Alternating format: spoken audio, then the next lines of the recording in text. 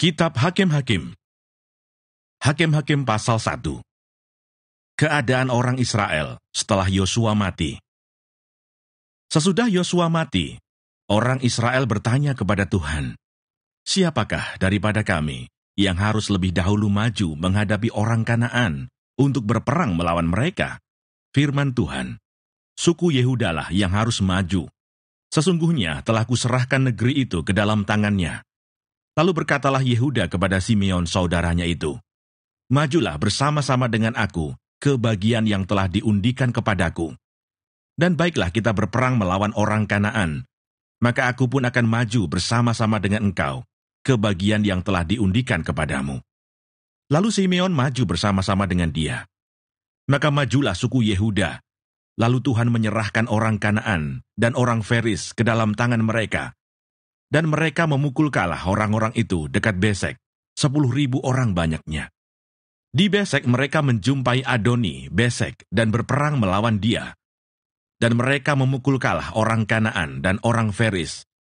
Tetapi Adoni Besek melarikan diri. Lalu mereka mengejarnya, menangkapnya, dan memotong ibu jari dari tangannya dan dari kakinya. Kata Adoni Besek, "Ada 70 raja dengan terpotong ibu jari tangannya dan kakinya, memungut sisa-sisa makanan di bawah mejaku. Sesuai dengan yang kulakukan itu, demikianlah dibalaskan Allah kepadaku." Kemudian ia dibawa ke Yerusalem dan mati di sana. Sesudah itu Bani Yehuda berperang melawan Yerusalem, merebutnya, lalu memukulnya dengan mata pedang, dan memusnahkan kota itu dengan api. Kemudian Bani Yehuda maju berperang melawan orang Kanaan, yang diam di pegunungan, di tanah Negeb, dan di daerah bukit. Lalu suku Yehuda bergerak menyerang orang Kanaan yang diam di Hebron. Nama Hebron dahulu adalah Kiryat Arba, dan memukul kalah Sesai, Ahiman, dan Talmai. Dari sana mereka bergerak menyerang penduduk Debir. Nama Debir dahulu adalah Kiryat Sefer. Berkatalah Kaleb, "Siapa yang mengalahkan dan merebut Kiryat Sefer, kepadanya akan kuberikan Aksa, anakku, menjadi istrinya." Dan Otniel, anak Kenas, adik Kaleb, merebut kota itu. Lalu Kaleb memberikan Aksa, anaknya, kepadanya, menjadi istrinya. Ketika perempuan itu tiba, dibujuknya suaminya untuk meminta sebidang ladang kepada ayahnya. Maka turunlah perempuan itu dari keledainya, lalu berkatalah Kaleb kepadanya, "Ada apa?" Jawabnya kepadanya, "Berikanlah kepadaku suatu hadiah. Telah kau berikan kepadaku tanah yang gersang, berikanlah juga kepadaku mata air." Lalu Kaleb memberikan kepadanya mata air yang di hulu dan mata air yang di hilir. Keturunan Hobab ipar Musa, orang Keni itu, maju bersama-sama dengan Bani Yehuda dari kota pohon kurma ke padang gurun Yehuda, di tanah Negeb dekat Arad.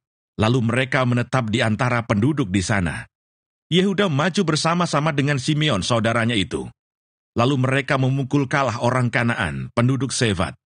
Mereka menumpas kota itu. Sebab itu, kota itu dinamai Hormah. Selanjutnya, suku Yehuda merebut Gaza dengan daerahnya, Askelon dengan daerahnya, dan Ekron dengan daerahnya. Dan Tuhan menyertai suku Yehuda, sehingga mereka menduduki pegunungan itu. Tetapi mereka tidak dapat menghalau penduduk yang di lembah, sebab orang-orang ini mempunyai kereta-kereta besi. Kepada Kaleb telah diberikan Hebron, seperti yang dikatakan Musa dahulu, dan dari sana telah dihalaukannya anak-enak yang 3 itu. Tetapi orang Yebus, penduduk kota Yerusalem, tidak dihalau oleh Bani Benyamin. Jadi orang Yebus itu masih diam bersama-sama dengan Bani Benyamin di Yerusalem sampai sekarang. Keturunan Yusuf juga maju menyerang Betel, dan Tuhan menyertai mereka. Keturunan Yusuf menyuruh orang mengintai Betel itu. Nama kota itu dahulu adalah Luz. Ketika pengintai-pengintai itu melihat seorang keluar dari kota itu, maka berkatalah mereka kepadanya, "Tolong tunjukkan, bagaimana kami dapat memasuki kota ini, maka kami akan memperlakukan engkau sebagai sahabat." Lalu ditunjukkannyalah kepada mereka bagaimana mereka dapat memasuki kota itu, dan mereka memukul kota itu dengan mata pedang. Tetapi orang itu, dengan seluruh kaumnya, dibiarkan mereka pergi. Orang itu pergi ke negeri orang Het, dan mendirikan di sana sebuah kota yang dinamainya Luz. Demikianlah nama kota itu sampai sekarang.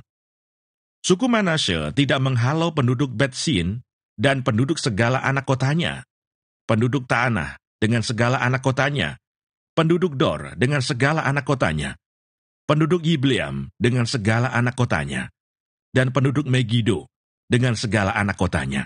Sebab orang Kanaan itu berkeras untuk tetap diam di negeri itu. Setelah orang Israel menjadi kuat, mereka membuat orang Kanaan itu menjadi orang Rodi dan tidak menghalau mereka sama sekali. Suku Efraim pun tidak menghalau orang Kanaan yang diam di Geser, sehingga orang Kanaan itu tetap diam di tengah-tengah mereka di Geser. Suku Zebulon tidak menghalau penduduk Kitron dan penduduk Nahalol, sehingga orang Kanaan itu tetap diam di tengah-tengah mereka, walaupun sebagai orang Rodi. Suku Asher tidak menghalau penduduk Ako, penduduk Sidon serta Ahlab, Aksib, Helba, Afek, dan Rehob, sehingga orang Asher itu diam di tengah-tengah orang Kanaan, penduduk asli di negeri itu, sebab orang-orang itu tidak dihalaunya. Suku Naftali tidak menghalau penduduk Bet-Semes dan penduduk Bet-Anat, sehingga mereka diam di tengah-tengah orang Kanaan, penduduk asli di negeri itu. Tetapi penduduk Bet-Semes dan Bet-Anat itu menjadi orang Rodi bagi mereka. Orang Amori mendesak Bani Dan ke sebelah pegunungan dan tidak membiarkan mereka turun ke lembah. Dan orang Amori itu berkeras untuk tetap diam di Har-Heres, di Ayalon, dan di Saalbim, walaupun mereka mendapat tekanan berat dari keturunan Yusuf, sebab mereka menjadi orang Rodi. Daerah orang Amori itu mulai dari pendakian Akrabim, dari Sela terus ke atas. Hakim-Hakim pasal 2. Malaikat Tuhan di Bokim. Lalu malaikat Tuhan pergi dari Gilgal ke Bokim dan berfirman, "Telah kutuntun kamu keluar dari Mesir, dan kubawa ke negeri yang kujanjikan dengan bersumpah kepada nenek moyangmu. Dan aku telah berfirman, aku tidak akan membatalkan perjanjianku dengan kamu untuk selama-lamanya. Tetapi janganlah kamu mengikat perjanjian dengan penduduk negeri ini. Mezbah mereka haruslah kamu robohkan, tetapi kamu tidak mendengarkan firmanku. Mengapa kamu perbuat demikian? Lagi aku telah berfirman, aku tidak akan menghalau orang-orang itu dari depanmu, tetapi mereka akan menjadi musuhmu, dan segala Allah mereka akan menjadi jerat bagimu." Setelah malaikat Tuhan mengucapkan firman itu kepada seluruh Israel, menangislah bangsa itu dengan keras. Maka tempat itu dinamai Bokim. Lalu mereka mempersembahkan korban di sana kepada Tuhan. Orang Israel menyembah berhala pada zaman hakim-hakim.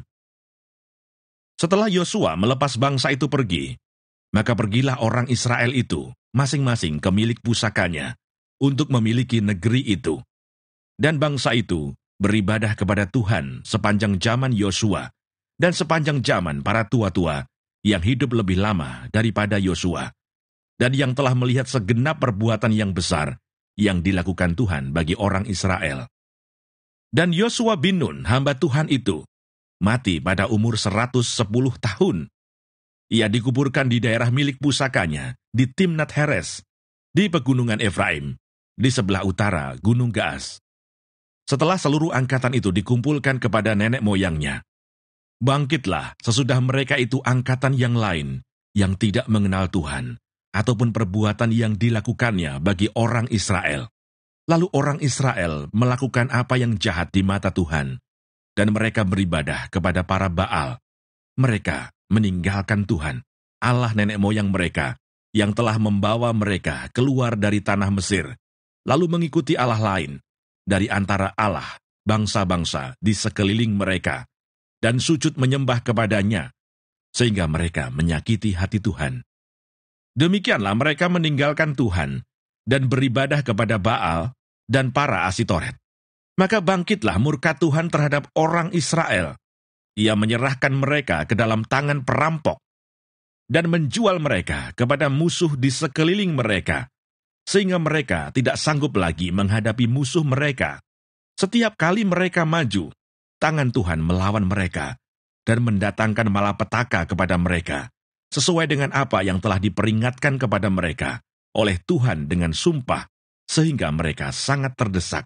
Maka Tuhan membangkitkan hakim-hakim yang menyelamatkan mereka dari tangan perampok itu. Tetapi juga para hakim itu tidak mereka hiraukan, karena mereka berzinah dengan mengikuti Allah lain dan sujud menyembah kepadanya.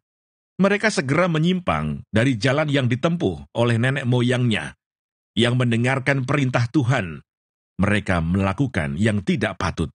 Setiap kali apabila Tuhan membangkitkan seorang hakim bagi mereka, maka Tuhan menyertai hakim itu dan menyelamatkan mereka dari tangan musuh mereka selama hakim itu hidup. Sebab Tuhan berbelas kasihan mendengar rintihan mereka karena orang-orang yang mendesak dan menindas mereka. Tetapi apabila hakim itu mati, kembalilah mereka berlaku jahat, lebih jahat dari nenek moyang mereka, dengan mengikuti Allah lain, beribadah kepadanya, dan sujud menyembah kepadanya. Dalam hal apapun mereka tidak berhenti dengan perbuatan dan kelakuan mereka yang tegar itu. Apabila murka Tuhan bangkit terhadap orang Israel, berfirmanlah Ia, karena bangsa ini melanggar perjanjian yang telah kuperintahkan kepada nenek moyang mereka, dan tidak mendengarkan firman-Ku. Maka aku pun tidak mau menghalau lagi dari depan mereka satupun dari bangsa-bangsa yang ditinggalkan Yosua pada waktu matinya. Supaya dengan perantaraan bangsa-bangsa itu, aku mencobai orang Israel.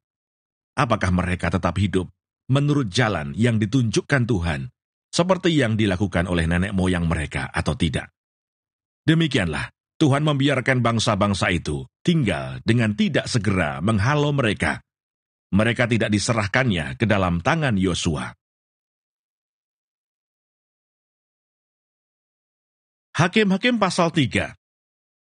Bangsa-bangsa asli yang dibiarkan tinggal di Kanaan. Inilah bangsa-bangsa yang dibiarkan Tuhan tinggal untuk mencobai orang Israel itu dengan perantaraan mereka, yakni semua orang Israel yang tidak mengenal perang Kanaan.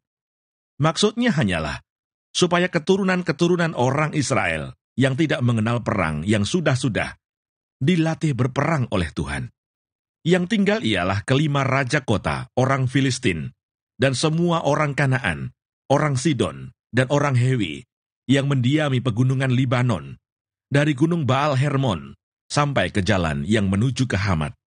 Mereka itu ada di sana, supaya ia mencobai orang Israel dengan perantaraan mereka untuk mengetahui apakah mereka mendengarkan perintah yang diberikan Tuhan kepada nenek moyang mereka dengan perantaraan Musa.